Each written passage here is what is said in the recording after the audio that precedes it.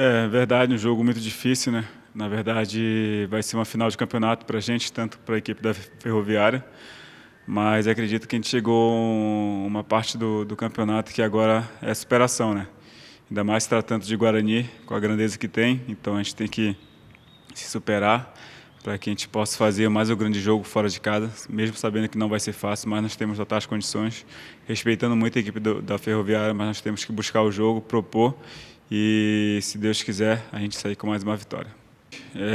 A gente tem que chamar a responsabilidade, acredito que a gente conseguiu a vitória contra a equipe do São Bento, propondo o jogo, indo para cima do adversário, né? Então acredito que amanhã a gente tem tudo para fazer mais um grande jogo, mas sabendo que não vai ser fácil. E acredito que a gente possa entrar um pouquinho mais concentrado, porque quando a gente está focado, está unido, a nossa equipe fica muito forte.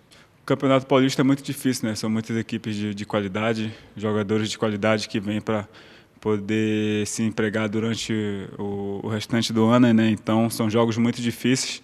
Acho que a gente tem que a gente tirar de proveito aquilo que a gente fez nos jogos que a gente venceu as equipes adversárias. No meu ponto de vista, a gente foi um pouquinho mais competitivo do que os jogos que a gente acabou perdendo. Então, acho que se tem alguma coisa para a gente tirar de lição nesse campeonato é competir, né? Então, acredito que amanhã a gente vai entrar com esse pensamento de competir de igual para igual com a equipe do Ferroviário, porque qualidade nossa equipe tem. Então, se a gente conseguir equilibrar isso, acredito que a gente tem tudo para fazer um grande jogo.